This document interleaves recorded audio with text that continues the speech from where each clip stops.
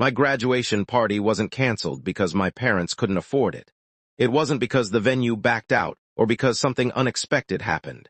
It was canceled because my sister started crying after she found out everyone would be celebrating me for one night. My parents looked me in the eyes and said, "She's having a hard time, we can't make her feel left out."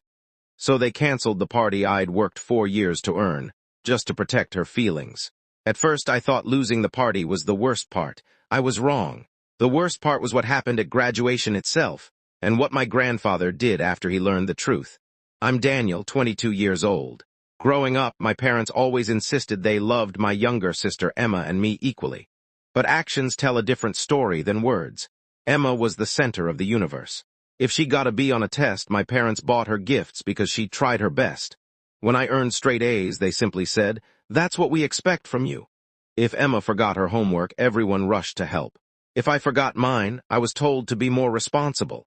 For years, I convinced myself I was imagining the favoritism, until my senior year of college.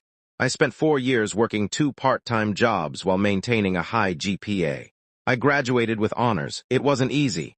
There were nights I survived on instant noodles because every extra dollar went toward tuition.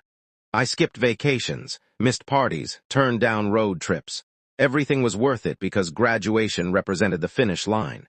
For the first time in years, I thought my family would actually celebrate me.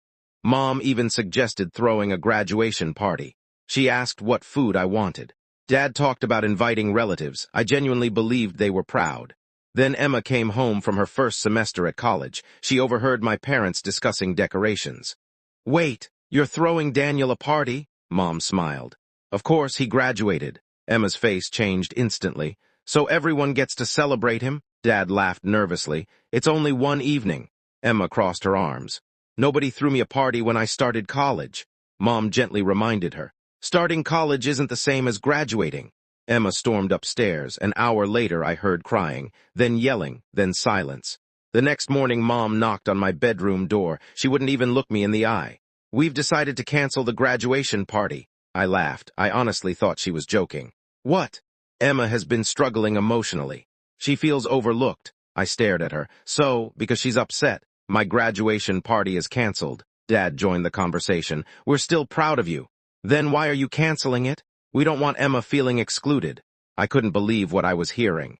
"So instead, you're excluding me?" Neither of them answered. That silence hurt more than any argument ever could. I quietly packed a backpack and drove back to my apartment.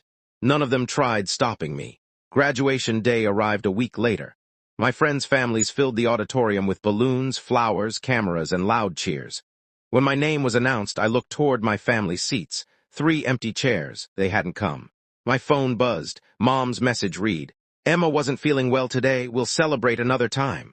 Another time, 4 years, reduced to another time. My roommate Jake's parents noticed I was standing alone after the ceremony. Without saying anything, his mom hugged me. His dad handed me flowers. "We're proud of you, son." Those 4 words nearly broke me. Later that evening, I posted one graduation photo online, just me in my cap and gown. The caption read, "Not everyone who graduates gets to celebrate with family. Thankfully, friends become family too." I didn't mention names. I wasn't trying to embarrass anyone, but relatives started asking questions. My aunt called, "Where were your parents?" I simply told her the truth. The party was canceled because Emma didn't want attention on anyone else. Within hours, the entire family knew. Apparently, my grandfather was furious. He invited everyone to Sunday dinner. When I arrived, the atmosphere was tense. Grandpa asked only one question. "So," he looked directly at my parents. "Why weren't you at your son's graduation?" Dad cleared his throat.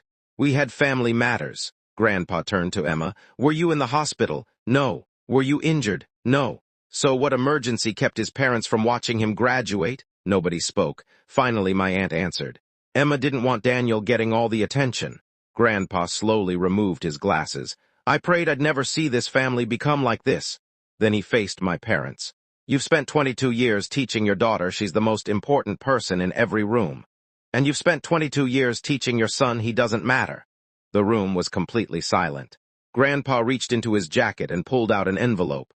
"I plan to give this to both grandchildren after graduation." He handed it directly to me. Inside was a check for $20,000. Emma smiled. Until Grandpa spoke again. There was another check. He looked at her. I've decided not to give it. Emma's smile disappeared instantly. Why? Because rewards should encourage good character. She burst into tears for once. Nobody comforted her. Grandpa stood up. Daniel earned his success through discipline. You believe attention is something people steal. That's not how life works. My parents begged Grandpa to reconsider. He refused. Then he looked at me. Use that money to build a life surrounded by people who celebrate your achievements instead of competing with them. I did exactly that. The money became the down payment on my first home. My parents apologized months later. Not after missing my graduation. Not after canceling my party. Not after ignoring me for years. They apologized only after Grandpa rewrote his will and left most of his estate to charity instead of rewarding the behavior that had divided our family. Today I still speak with my grandfather every week. As for my parents and Emma, our relationship is polite, but distant, because I finally realized something graduation taught me that college never could. The people who truly love you don't feel threatened when you succeed.